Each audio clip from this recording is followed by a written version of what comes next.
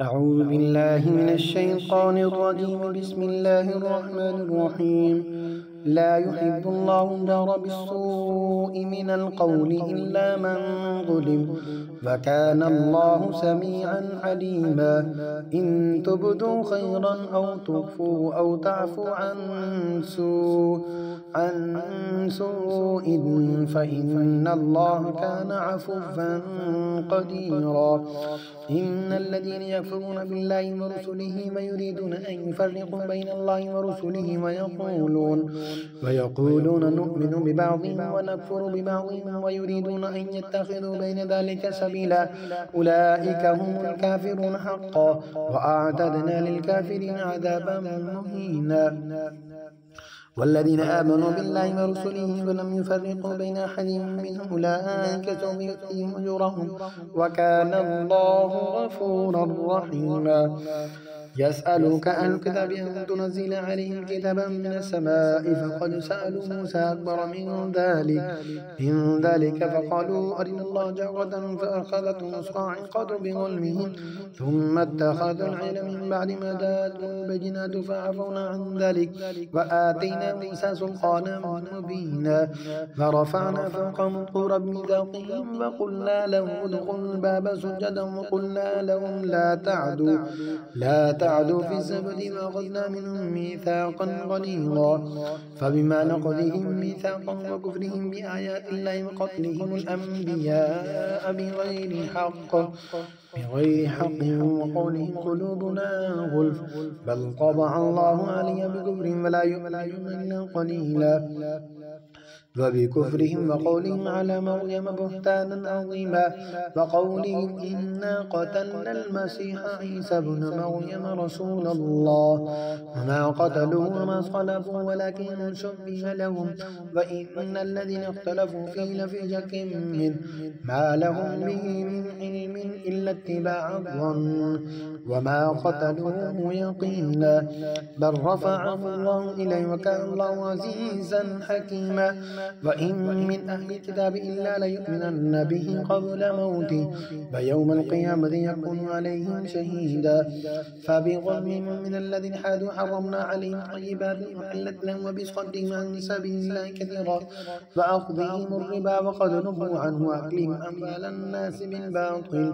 وأعتدنا للكافرين منهم عذابا أليما. لكن الراسخون في العلم منهم والمؤمنون يؤمنون بما أنزل إليك وما أنزل من قبلك والمقيمين الصلاة والمؤتون الزكاة والمؤمنون بالله واليوم الآخر أولئك سنؤتيهم أجرا عظيما. إنا أوحينا إليك كما أوحينا إلى نوح والنبيين من بعده وأوحينا إلى إبراهيم وإسماعيل وإسحاق ويعقوب والأسباط وعيسى وأيوب ويونس وهارون وسليمان وآتينا داود زبورا. ورسلا قد قصصناهم عليك من قبل ورسلا لم نقصصهم عليك وكلم الله موسى تكليما. رسلا مبشرين ومنذرين لئلا يكون للناس على الله حجة بعد الرسل وكان الله عزيزا حكيما. لكن الله يشهد بما أنزل إليك أنزله بعلمه والملائكة يشهدون وكفى بالله شهيدا. إن الذين كفروا وصدوا عن سبيل الله قد ضلوا ضلالا بعيدا. إن الذين كفروا وظلموا لم يكن الله ليغفر لهم ولا ليهديهم طريقا إلا طريق جهنم خالدين فيها أبدا وكان ذلك على الله يسيرا. يا أيها الناس قد جاءكم الرسول بالحق من ربكم فآمنوا خيرا لكم، وإن تكفروا فإن لله ما في السماوات والأرض وكان الله عليما حكيما. يا أهل الكتاب لا تغلوا في دينكم ولا تقولوا على الله إلا الحق، إنما المسيح عيسى ابن مريم رسول الله وكلمته ألقاها إلى مريم وروح منه فآمنوا بالله ورسله ولا تقولوا ثلاثة انتهوا خير لكم إنما الله إله واحد سبحانه أن يكون له ولد له ما في السماوات وما في الأرض وكفى بالله وكيلا. لن يستنكف المسيح أن يكون عبدا لله والملائكة المقربون ومن يستنكف عن عبادته ويستكبر فسيحشرهم إليه جميعا فأما الذين آمنوا وعملوا الصالحات فيوفيهم أجورهم ويزيدهم من فضله وأما الذين استنكفوا واستكبروا فيعذبهم عذابا أليما فلا يجدون لهم من دون الله وليا ولا نصيرا يا أيها الناس قد جاءكم برهان من ربكم وأنزلنا إليكم نورا مبينا فأما الذين آمنوا بالله واعتصموا به فسيدخلهم برحمة منه وفضل ويأتيهم إليه صراطا مستقيما يستفتون قل الله يفتيكم في الكلالة إن امرؤ هلك ليس له ولد وله أخت فلها نصف ما ترك فهو يرثها إن لم يكن لها ولد فإن كانت اثنتين فلهما الثلثان مما ترك وإن كانوا إخوة رجالا ونساء فللذكر مثل حظ الأنثيين يبين الله لكم أن تضلوا والله بكل شيء عليم بسم الله الرحمن الرحيم يا أيها الذين آمنوا أوفوا بالعقود وحلت لكم بهيمة الأنعام إلا ما يتلى عليكم غير محل الصيد وأنتم حرم إن الله يحكم ما يريد يا أيها الذين آمنوا لا تحلوا شعائر الله ولا الشهر الحرام ولا الهدي ولا القلائد ولا آمين البيت الحرام يبتغون فضلا من ربهم ورضوانا وإذا حللتم فاصطادوا فلا يجرمنكم شنآن قوم أن صدوكم من المسجد الحرام أن تعتدوا وتعاونوا على البر والتقوى ولا تعاونوا على الإثم والعدوان فاتقوا الله إن الله شديد العقاب حرمت عليكم الميتة والدم ولحم الخنزير وما أهل لغير الله به والمنخنقة والموقوذة والمتردية والنطيحة وما أكل سبع إلا ما ذكيتم وما ذبح على النصب وأن تستقسموا بالأزلام ذلكم فسق اليوم يئس الذين كفروا من دينكم فلا تخشوهم واخشون اليوم أكملت لكم دينكم وأتممت عليكم نعمتي ورضيت لكم الإسلام دينا فمن اضطر في مخمصة غير متجانف للإثم فإن الله غفور رحيم يسألونك ماذا أحل لهم قل أحل لكم الطيبات وما علمتم من الجوارح مكلبين تعلمون مما علمكم الله فكلوا مما أمسكنا عليكم واذكروا اسم الله عليه واتقوا الله إن الله سريع الحساب اليوم أحل لكم الطيبات وطعام الذين أوتوا الكتاب حل لكم وطعامكم حل لهم والمحصنات من المؤمنات والمحصنات من الذين أوتوا الكتاب من قبلكم إذا آتيتموهن أجورهن محصنين غير مسافرين ولا متخذي أخدان ومن يكفر بالإيمان فقد حبط عمله وهو في الآخرة من الخاسرين يا أيها الذين آمنوا إذا قمتم إلى الصلاة فاغسلوا وجوهكم وأيديكم إلى المرافق فامسحوا برؤوسكم وأرجلكم إلى الكعبين وإن كنتم جنبا فاطهروا وإن كنتم مرضى أو على سفر أو جاء أحد منكم من الغائط أو لامستم النساء فلم تجدوا ماء فتيمموا صعيدا طيبا فامسحوا بوجوهكم وأيديكم منه ما يريد الله ليجعل عليكم من حرج ولكن يريد أن يطهركم وليتم نعمته عليكم لعلكم تشكرون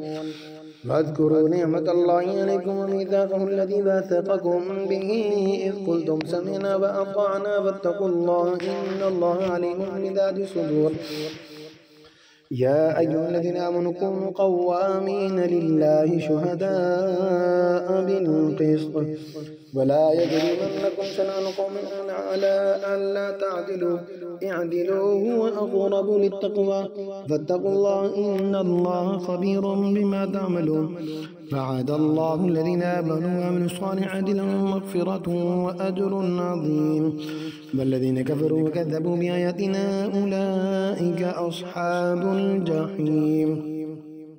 يا أيها الذين آمنوا اذكروا نعمة الله عليكم إذ هم قوم أن يبسطوا إليكم أيديهم فكف أيديهم عنكم واتقوا الله وعلى الله فليتوكل المؤمنون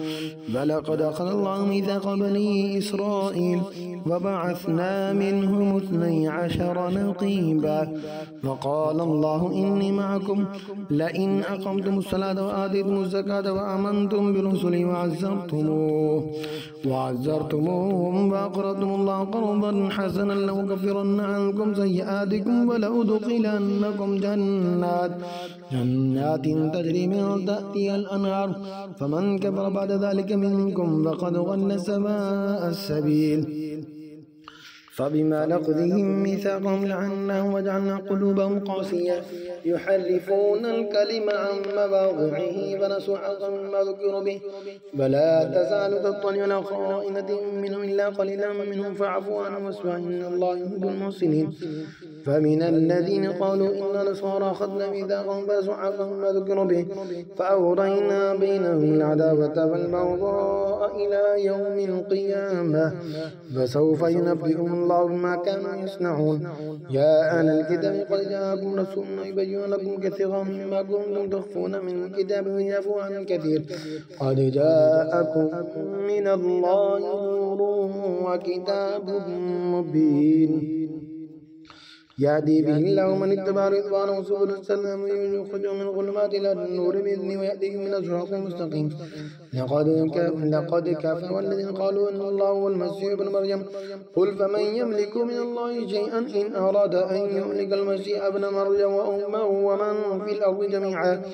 ولله ملك السماوات والأرض وما بينهما يخلق ما يشاء والله على كل شيء قدير وقالت اليهود والنصارى نحن أبناء الله وأحباؤه قل فلم يعذبكم بذنوبكم بل أنتم بشر ممن خلق يغفر لمن يشاء ويعذب من يشاء ولله ملك السماوات والأرض وما بينهما وإليه المصير يا أهل الكتاب قد جاءكم رسول يبين لكم على فترة من الرسل أن تقولوا ما جاءنا من بشير ولا نذير فقد جاءكم بشير ونذير والله على كل شيء قدير وإذ قال موسى لقومه يا قوم اذكروا نعمة الله عليكم إذ جعل فيكم أنبياء وجعلكم ملوكا وآتاكم ما لم يؤت أحدا من العالمين يا قوم ادخلوا الأرض المقدسة التي كتب الله لكم ولا ترتدوا على أدباركم وتنقلبوا خاسرين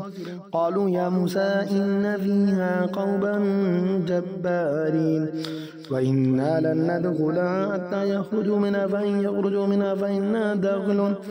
قال رجلان من الذين يخافون أنعم الله عليهم ادخلوا عليهم الباب فإذا دخلتموه فإنكم غالبون وعلى الله فتوكلوا إن كنتم مؤمنين قالوا يا موسى إنا لن ندخلها أبدا ما داموا فيها فاذهب أنت وربك فقاتلا إنا هاهنا قاعدون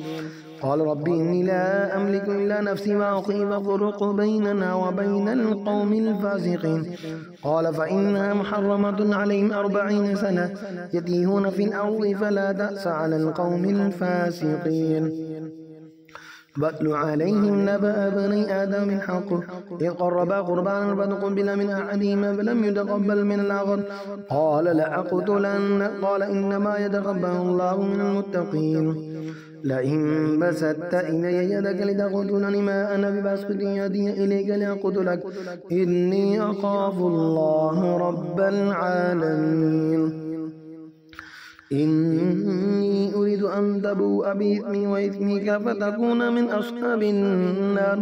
وذلك جزاء الظالمين. فطبعت له نفسه قتل أخيه فقتله فأصبح من الخاسرين. فبعث الله غرابا يبحث في الأرض ليريه كيف يواري سوءة أخيه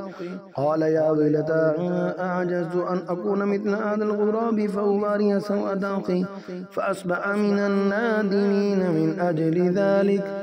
كتبنا على بني إسرائيل أنه من قتل نفسا بغير نفس أو فساد في الأرض فكأنما قتل الناس جميعا ومن أحيا فكأنما أحيا الناس جميعا. ولقد جاءتهم رسلنا بالبينات ثم إن كثيرا منهم بعد ذلك في الأرض لمسرفون. إنما جزاء الذين يحاربون الله ورسوله ويسعون في الأرض فسادا أن يقتلوا أو يصلبوا أو تقطع أيديهم وأرجلهم من خلاف أو ينفوا من الأرض ذلك لهم خزي في الدنيا ولهم في الآخرة عذاب عظيم. إلا الذين تابوا من قبل أن تقدروا عليه فاعلموا أن الله غفور رحيم. يا أيها الذين آمنوا اتقوا الله وابتغوا إليه الوسيلة وجاهدوا في سبيله لعلكم تفلحون. إن الذين كفروا لو أن لهم ما في الأرض جميعا ومثله معه ليفتدوا به من عذاب يوم القيامة ما تقبل منهم ولهم عذاب أليم.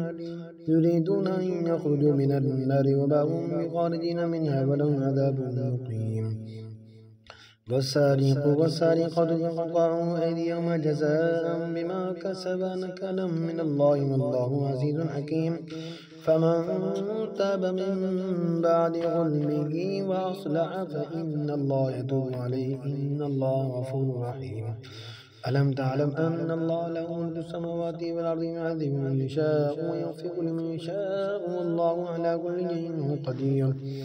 يا أيها الرسول لا يحزنك الذين يسارعون في الكفر من الذين قالوا آمنا بأفواههم ولم تؤمن قلوبهم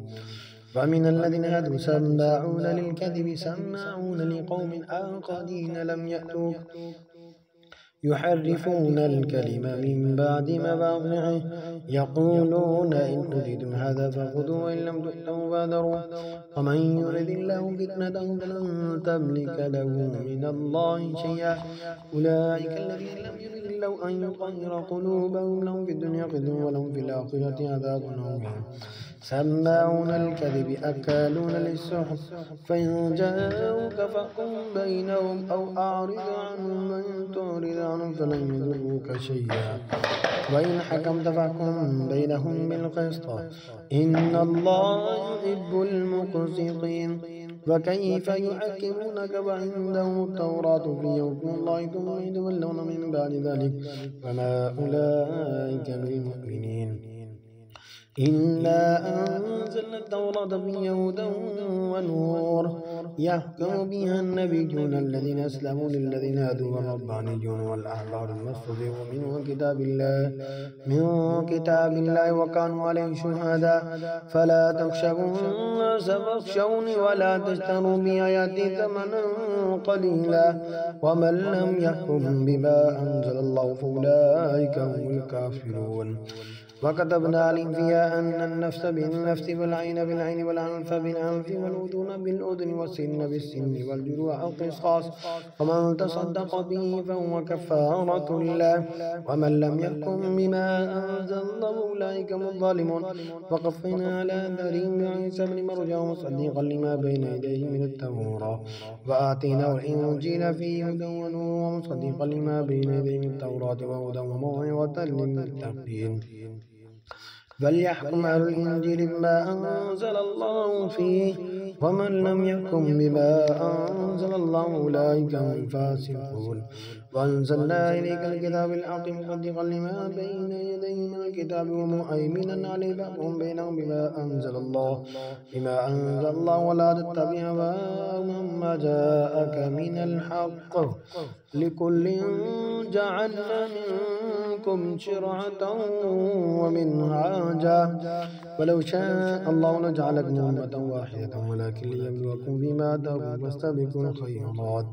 إلى الله مرجعكم جميعا فينبئكم بما كنتم فيه تختلفون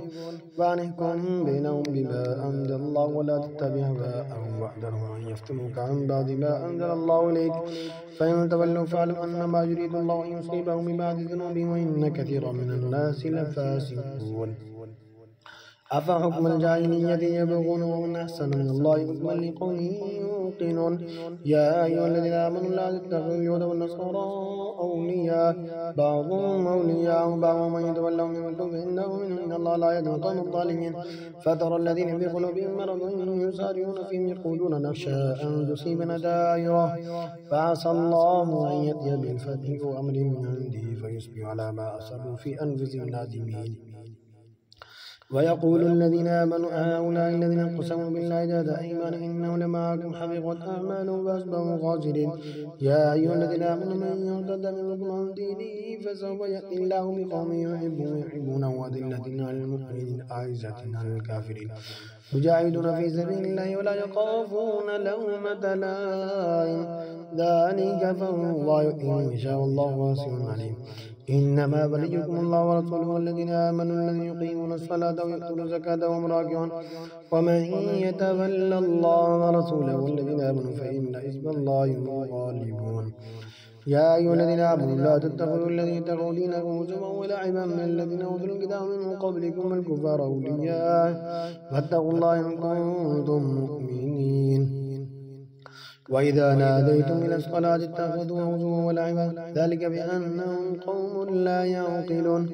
قل يا أهل الكتاب هل تنقمون منا إلا أن آمنا بالله وما أنزل إلينا وما أنزل من قبل وأن أكثركم فاسقون قل هل أنبئكم بشر من ذلك مثوبة عند الله بل لعنه الله وغضب عليه وجعل منهم القردة والخنازير وعبد الطاغوت أولئك شر مكانا وأضل عن سواء السبيل وإذا جاءوكم قالوا آمنا وقد دخلوا بالكفر وهم قد خرجوا به والله أعلم بما كانوا يكتبون وترى كثيرا منهم يسارعون في الإثم والعدوان وأكلهم السحت لبئس ما كانوا يعملون لولا ينهاهم الربانيون والأحبار عن قولهم الإثم وأكلهم السحت لبئس ما كانوا يصنعون وقالت اليهود إن الله مغلولة قلت أيديهم ولعنوا بما قالوا بل يداه مبسوطتان ينفق كيف يشاء ولا يزيدن كثيرا منهم ما أنزل إليك من ربك طغيانا وكفرا وألقينا بينهم العداوة والبغضاء إلى يوم القيامة كلما أوقدوا نارا للحرب يدفعها الله يسعون في الأرض فسادا والله لا يحب المفسدين ولو أن أهل الكتاب آمنوا واتقوا لكفرنا عنهم سيئاتهم ولا دخلناهم جنات النعيم ولو أنهم أقاموا التوراة والإنجيل وما أنزل إليهم من ربهم لأكلوا من فوقهم ومن تحت أرجلهم منهم أمة مقتصدة وكثير منهم ساء ما يعملون يا أيها الرسول بلغ ما أنزل إليك من ربك وإن لم تفعل فما بلغت رسالته والله يعصمك من الناس إن الله لا يهدي القوم الكافرين قل يا أهل الكتاب لستم على شيء حتى يقيموا التوراة والإنجيل وما أنزل إليكم من ربكم ولا يزيدن كثيرا منهم ما أنزل إليكم من ربك طغيانا وكفرا فلا تأس على القوم الكافرين إن الذين آمنوا والذين هادوا والصابئون والنصارى من آمن بالله واليوم الآخر وعمل صالحا فلهم من وعمل صالحا فلا خوف عليهم ولا هم يحزنون لقد أخذنا ميثاق بني إسرائيل لا تعبدون إلا الله لقد أخذنا ميثاق بني إسرائيل وأرسلنا إليهم رسلا كلما جاءهم رسول بما لا تهوى أنفسهم فريقا كذبوا فريقا يقتلون وحسبوا أن لا تكون فتنة فعموا وصموا ثم تاب الله عليهم وعموا وصموا كثير منهم الله بصير بما يعملون لقد كفر الذين قالوا إن الله هو المسيح ابن مريم وقال المسيح يا بني إسرائيل اعبدوا الله ربي وربكم إنه من يشرك بالله فقد حرم الله عليه الجنة ومأواه النار وما للظالمين من أنصار لقد كفر الذين قالوا إن الله ثالث ثلاثة وما من إله إلا إله واحد وإن لم ينتهوا عما يقولون ليمسن الذين كفروا منهم عذاب أليم أفلا يتوبون إلى الله ويستغفرون الله غفور رحيم ما المسيح ابن مريم إلا رسول قد خلت من قبله الرسل وأمه صديقة كانا يأكلان الطعام انظر كيف نبين لهم الآيات ثم انظر أنا يؤفكون قل أتعبدون من دون الله ما لا يملك لكم ضرا ولا نفعا والله هو السميع العليم قل يا أهل الكتاب لا تغلوا في دينكم غير الحق ولا تتبعوا أهواء قوم قد غلوا من قبل وأضلوا كثير وغلوا عن سواء السبيل لعن الذين كفروا من بني إسرائيل على لسان داود وعيسى بن مريم ذلك بما عصوا وكانوا يعتدون كانوا لا يتناهون عن منكر فعلوا لبئس ما كانوا يفعلون ترى كثيرا منهم يتولون الذين كفروا لبئس ما قدمت لهم أنفسهم سخط الله عليهم وفي العذاب هم خالدون ولو كانوا يؤمنون بالله والنبي وما أنزل إليهم اتخذوا أولياء ولكن كثيرا منهم فاسقون لا تجدن أشد الناس عداوة للذين آمنوا اليهود والذين أشركوا ولا تجدن أقربهم مودة للذين آمنوا الذين قالوا إنا نصارى ذلك بأن من قسيسين ورهبانا وأنهم لا يستكبرون